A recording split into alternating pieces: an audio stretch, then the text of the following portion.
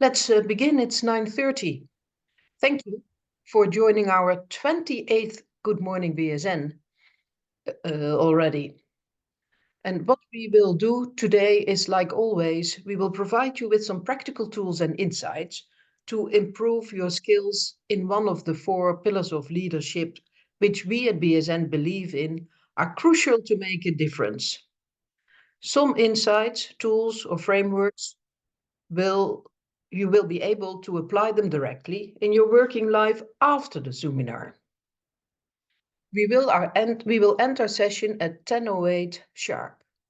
And today's topic is inclusive leadership, unlocking the full potential of diverse teams. And for us, it's all about being responsible as a leader, striving to become a better person, behaving responsibly towards your colleagues. This Good Morning BSN is organized by the BSN Impact Center for Great Leadership. And the center is an initiative of BSN, generously founded by the Culture Factor and sponsored by the Chinese new energy company Chint Global. The Impact Center for Great Leadership is a place where BSN alumni and other managers and leaders from companies and society meet each other to share their insights and to create new practical knowledge. If you want to become a friend or a sponsor of the center, just put it in the chat and we'll contact you. But for today, we are glad that Dr. Solomon Kpandei, CEO of S Kpandei Consulting, will make his presentation, followed by the reflection by Dr. Peter Ogunkunle, CEO of Petlot Associates. But first up is Dr. Solomon Kpandei, our BSN alumnus and CEO of S Kpandei Consulting. Dr. Solomon is a seasoned leadership and management consultant with over 22 years of practice. He has worked for private and public institutions as well as not-for-profits. Dr. Solomon is also a principal consultant at SKGLC, a global leadership consulting company with a beautiful mission to raise high-impact leaders to shape the fortunes of organizations and the destinies of countries. He's a member of the Board of Trustees for Bon Mene Bari Leadership Foundation, and that, the Nigerians may know this, are the organizers of the annual Lagos Leadership Conference. Dr. Solomon is a member of the International Leadership Association, ILA. And these are just a few examples of the multiple roles at different organizations which Dr. Solomon holds. But last but not least, Dr. Solomon and his wife Joan are blessed with 3 children. If one of you think of any questions during the presentation of Dr. Solomon, please put them in the chat. We will come back to them during the Q&A, which will be after the presentation and the reflection. But now, please, Dr. Solomon Kpandei, over to you. Thank you, Annette, for that powerful introduction.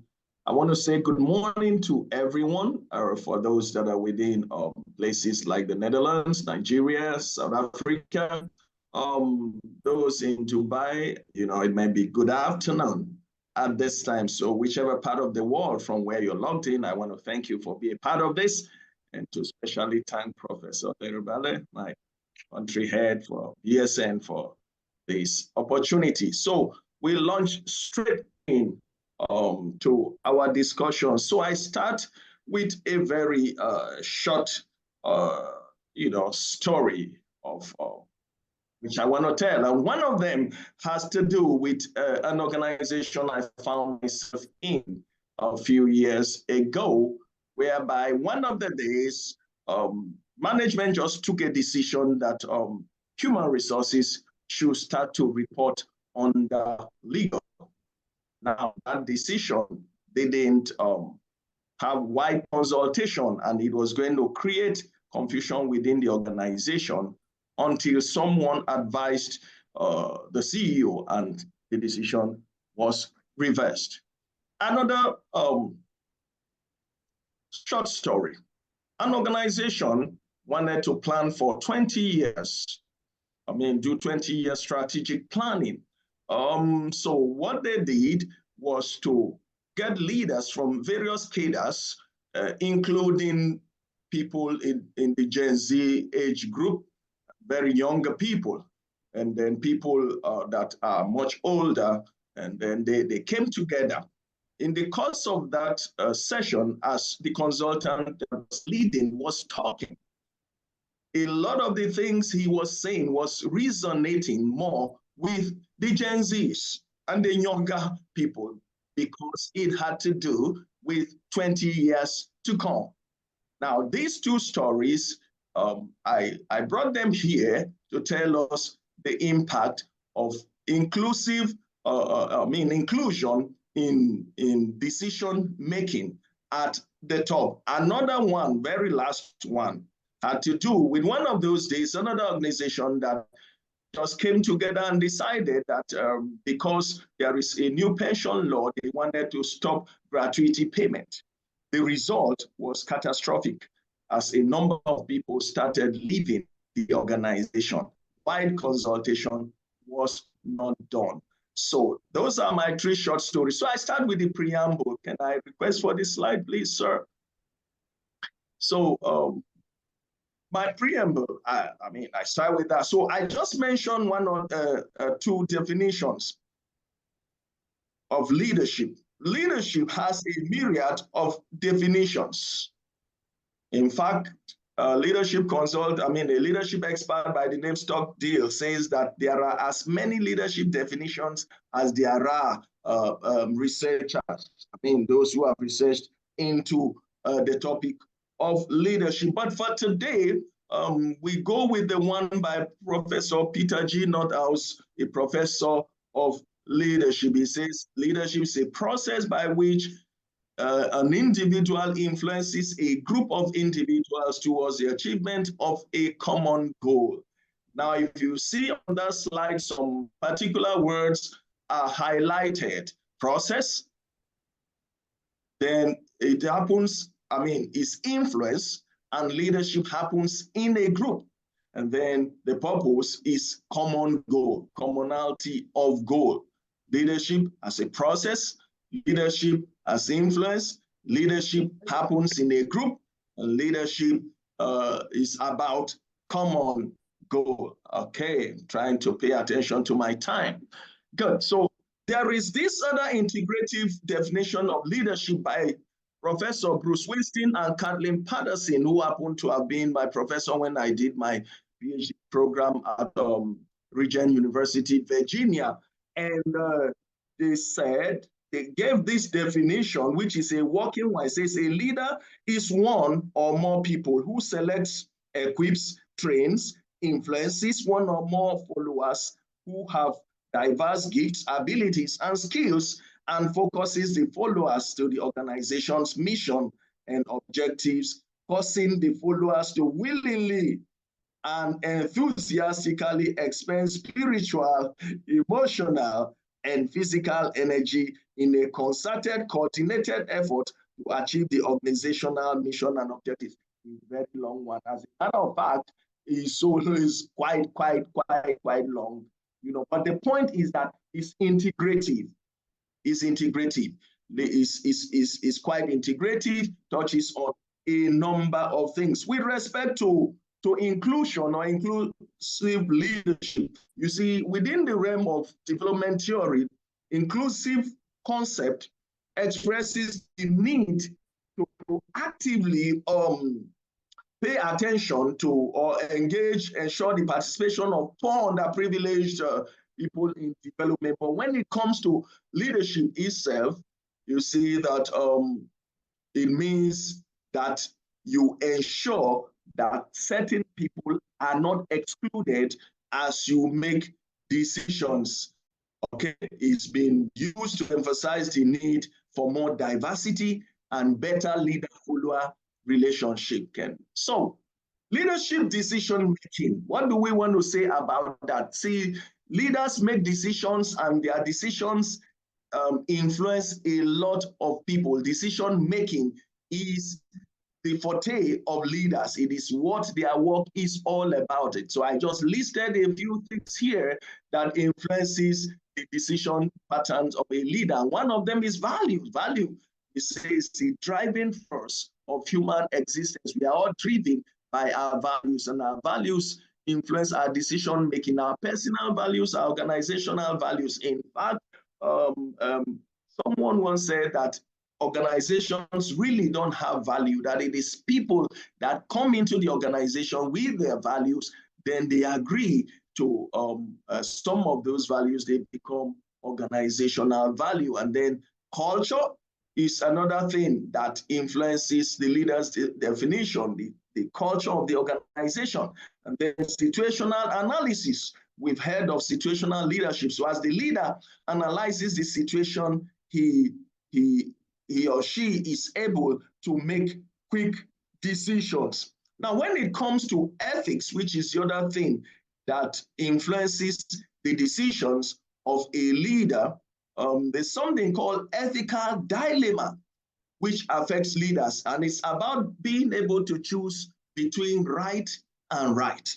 It's not just about right and wrong. Leaders find themselves in situations where they have to make choices between right and right. And that puts them in a quite difficult situation. So within certain culture or within certain community, there are certain things that may be right or sound right. But within another, it doesn't quite follow. So for instance, if you come from certain background, you consider environmental issues very important. And then you, as a leader, you are found in another environment or another, let's say, part of the world. And as you're trying to implement whatever it is that your organization wants to implement, there are environmental issues, but the people with whom you're working don't seem to consider it so important.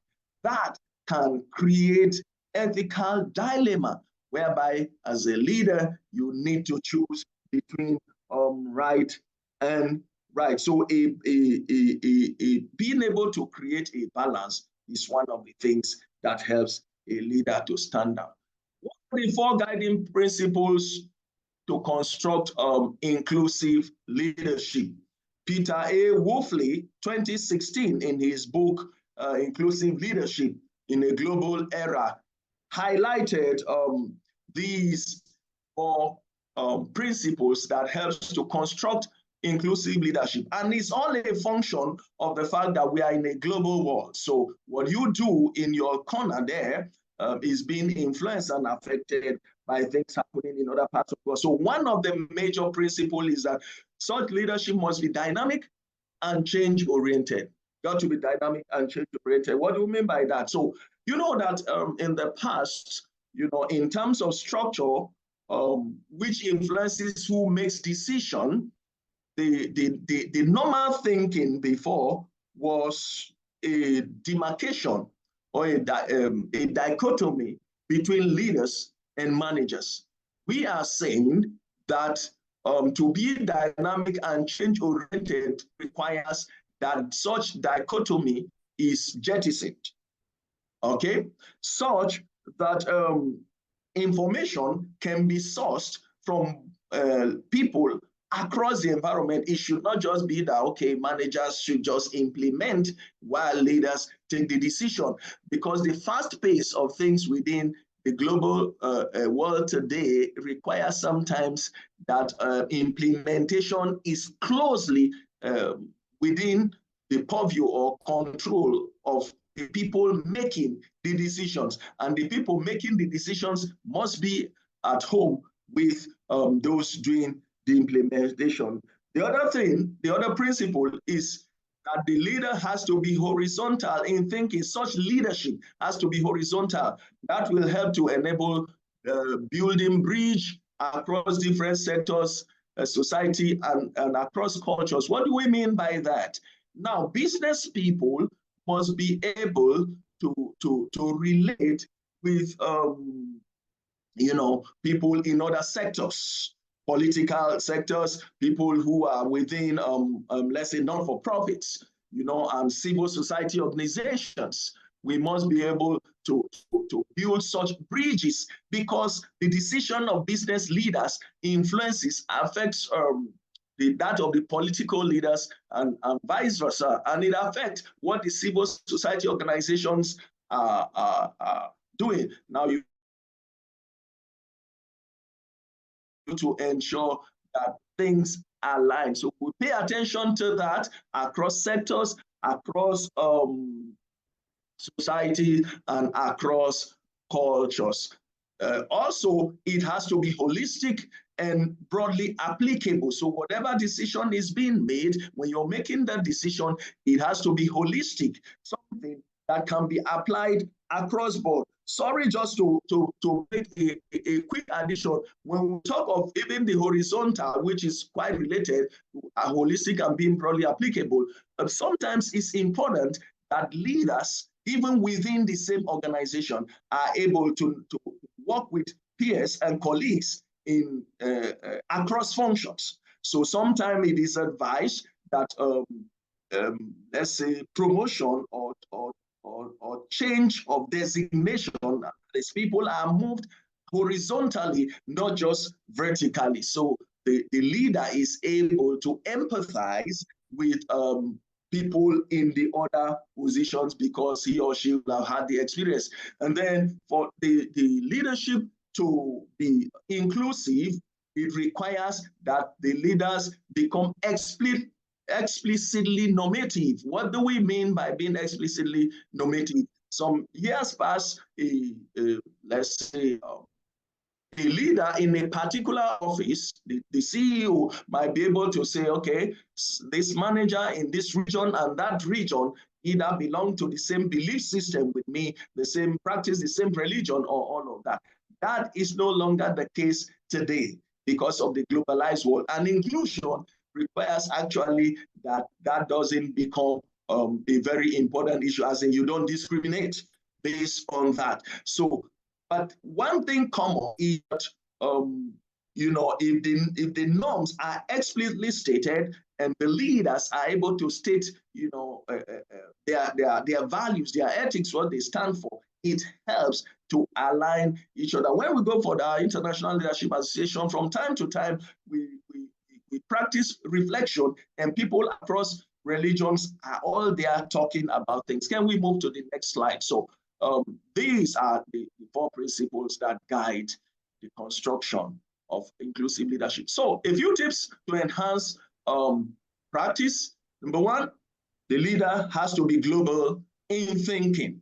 We said it over and over again, there is a globalized world. So being global entails that the person has a global mindset.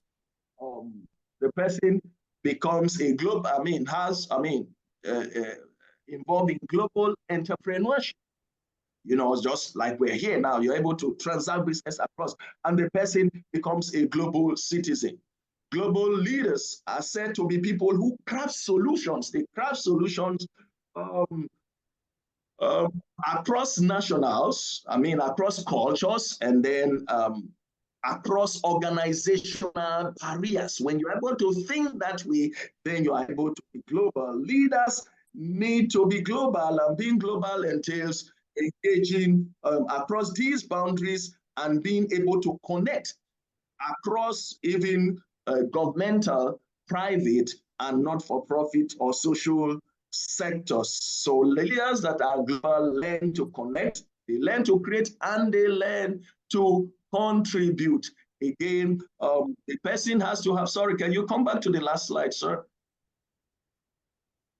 The previous slide. Good. So the leaders also need to develop what you call cultural agility. And cultural agility requires that you have what is called cultural adaptation, cultural minimization, you know, and then it needs to acquire cross-cultural competencies, Maybe during the question, I will be able to expatiate a little bit on that. But because of our time, let's move to the final slide. The final slide. Next, sir. Good. So as we tie it up here, we realize that a diverse global workforce leads to better decision-making. Why? You put into consideration the input of several people, just like I mentioned the 20 years planning strategy session that was held that had people across different years participating. Diversity in today's workplace covers beyond race, gender, to include geographic location. There's what you call the 3Gs of gender, geography, and generation. So it goes beyond that to include generational affiliations and educational levels. In fact, due to improvement in healthcare, people in organizations have to think about generational leadership because you have 3-4 generations working together. Diversity plays a vital role in innovation because innovation requires increasing the diversity of ideas in a company. The name I put there,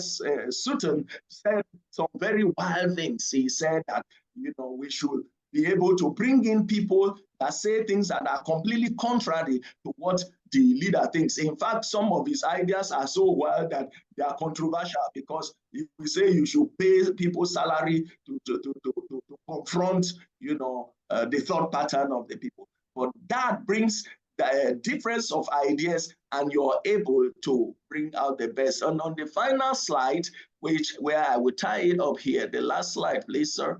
Inclusive leadership is that glue that pulls together a pool of diverse talents that key that unlocks their full potential. So it pulls them together in a pool from different angles because there's no race, no gender, no limitations. You are not looking at anybody's idea as stupid. Inclusive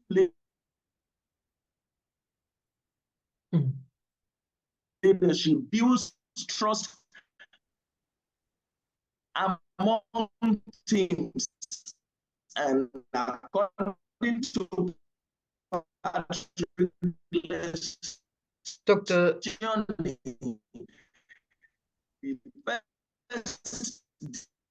Solomon.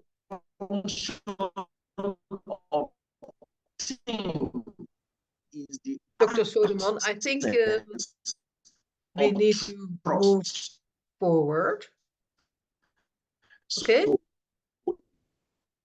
Okay,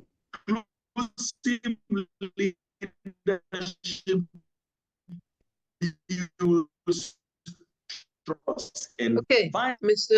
Solomon, we're going to move forward. I see, Peter, you are more than ready to give a reflection.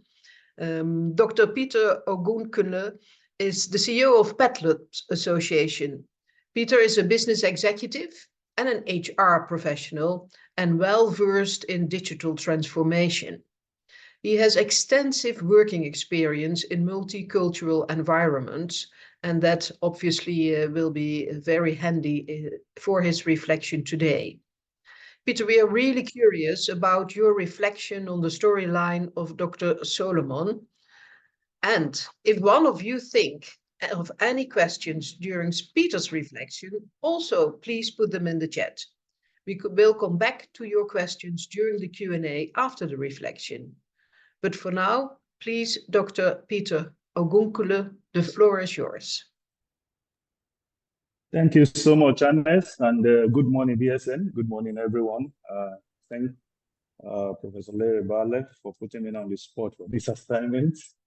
I'm eternally grateful for making my path to come the way of BSN. Undergoing MBA program in BSN actually brought out the leader in me. I had an engineering background. I was an engineer when I thought I should go for MBA, and I became a different person altogether after BSN. Now, inclusive leadership. Reflecting on this topic, I started by looking at the 4 pillars of leadership that BSN that we believe in, and this is included even in the message that is shared while advertising and marketing this platform. Permit me to just start from there to remind you of these 4 pillars. The 4 pillars are responsible leadership, change leadership, decision-making leadership, and performance leadership. When we we're talking about this inclusive leadership. We started by saying it's coming around the responsible leadership pillar. And I heard the voice of Annette when she also said, yes, it's coming from this platform. Okay, while reflecting on this and when Dr. Solomon was taking us through, my initial reaction was really, is it just responsible leadership? Is it exclusive of change leadership and decision-making leadership and performance leadership? Just like Dr. Solomon said, that inclusive leadership is the glue that binds everything together. And that's the way I see inclusive leadership too. Because every leader, of course, I don't think we have a department of performance leaders, department of change leaders, department of responsible leaders only. All of these together will make someone become and perform as an inclusive leader. Now, if you see these 4 pillars, let's take you back to construction industry. Pillars are solid mass, vertical columns that support a superstructure. And of course, beams don't do the work alone. There is another horizontal column that binds them together, which in construction they call beams. Many times beams are not seen. Pillars are more easily seen. But sometimes they are embedded. Sometimes for aesthetics, you see beams outside a structure. That is the way I see inclusive leadership. Inclusive leadership actually takes into cognizance the skills that are required to be developed across all these 4 pillars. As an inclusive leader, you are expected, of course, to be a responsible leader. We were talking about you as a person being a better person, your behavior in leading people in a sustainable manner. You are a change leader. As an inclusive leader, you are inspiring your colleagues to be creative and to embrace changes as they come. You are a decision-making leader who has the courage and you are ready to call the shots, understanding the situation, the scenario you're operating, and be ready to not just be innovative and creative, but also to influence and encourage those that work with you to do the same. And of course, at the bottom line of every leadership endeavor is performance. You want to drive your organization to become effective, to have sustainable financial results and have good reputation. So as we look at all these attributes of inclusive leadership, we need to have it at the back of our mind that it's actually, just as the name goes, it includes all of these aspects of leadership. And I invite each and every one of us to put our nose to the grind and learn a little bit more about this so that as we desire for this Good Morning BSN program, each and every one of us will become better at leading and will become high-impact global leaders. Thanks so much for your time. Thank you, Peter, and nice of you to say that this is not only about responsible leadership, but that we should take a holistic view on leadership. That will bring us to our next session of Q&A. And Dr. Solomon is again amongst ourselves. He had a slight glitch with the internet. You can put your questions in the chat, but at the same time, I was wondering, there must be people amongst you who are interested in the other things of the Impact Center for Great Leadership, apart from this Good Morning BSN. If you are, leave your email in the chat and we will contact you, and Dr. Oki Okere, the director of the center, will guide you on how you can contribute in a different way than just being here at Good Morning BSN. Allow me to ask the first question. What I liked about your session, Dr. Solomon, is that you looked at inclusiveness in terms of leadership, not just by getting along and having respect for your colleagues, but really to have inclusive decision-making leadership. Can you elaborate a little bit more, maybe with a practical example? How do you include people on the lower levels or on the bottom of your organization with the top? Especially the bigger your organization gets, the more difficult that may become. You're on mute, Dr. Solomon. Okay, thank you, Annette. Thank you for that question. So indeed, we have the story of Jack Welch. Most of us know Jack Welch of GE. At certain point of the year, he used to hold meetings with several different people in groups at different levels within the organization. As an organizational leader, one of the things I used to do then is that I do weekly meetings with almost, key people within my unit, within which I get their inputs before taking it to the management meeting. That gets them involved. So by the time I was stepping out of that position, almost every one of them knew about it. One of the people that worked under me was part of BSN class, and most of them, the people here, didn't know that he was 2 steps below me. He understood precisely all the strategic decisions we took in that place. So generally, their opinion was involved or included in the decision being made on the top. So you can do these smaller meetings, deliberately handpicking people at lower levels, to get their feedbacks, sit with them, and they feel a sense of more belonging, and what they bring to the table is quite practical. And Peter, you have worked in many different environments with a lot of different cultures. Can you mention an example from your experience how this happened to really get everyone involved in decisions, or where it failed? That's also possible, of course. Well, I worked in Lafarge for many years. Like I said in my reflection, I got my professional teeth in engineering, and when I became head of department, that was when, for the first time, it dawned on me that when I was coming from automation systems engineering. You program your machine, the machine has no choice than to just obey your commands. But when I now became head of department and I was having to manage people, you could have somebody that would say, yes, I'm going to do this, but will not do anything, or will do something different. So it was beginning to dawn on me that people are no machines. You need to understand them. I needed to understand different personalities and all that. And that was the point at which I decided I was going to do MBA. Like I said, it brought out the leader in me to know that I think the very first module we had was organization analysis. And I think in that, we also learned about different personalities and all that. It was an eye-opening experience for me. And as let me say, as God would have it, I started putting this to practice, understanding people, playing to people's strength and giving them assignment to the line of their strength, taking their opinions on board and all that.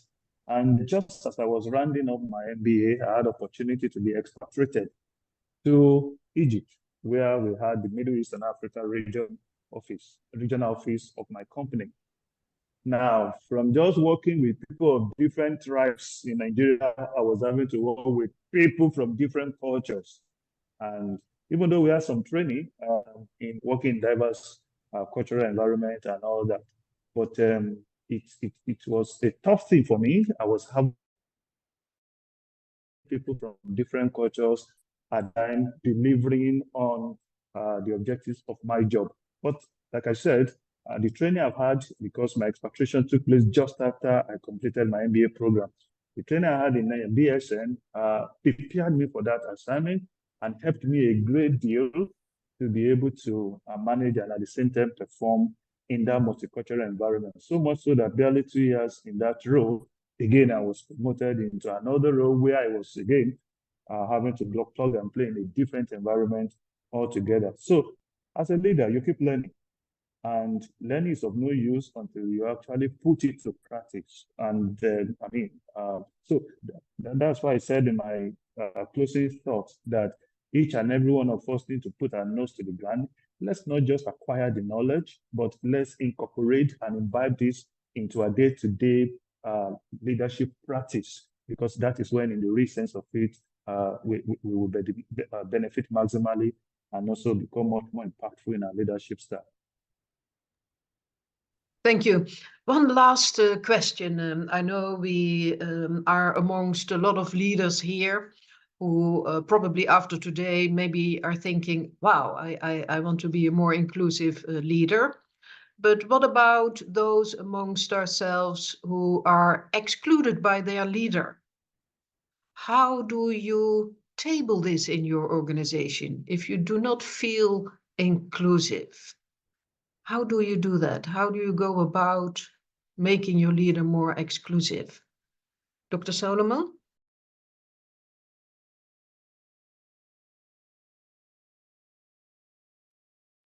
Again, you're on mute. Thank you. Thank you, Annette. So, important question. How do you make your leader more inclusive, if you are excluded? Well, leaders also pay attention to people who deliver results to them. So it's important first for the person to look at what level of results am I delivering? Is it okay? That's one. Secondly, is there someone that has the ears of that leader that can talk to that leader? Okay. Then depending on if there's a 360-degree feedback, the feedback system can help.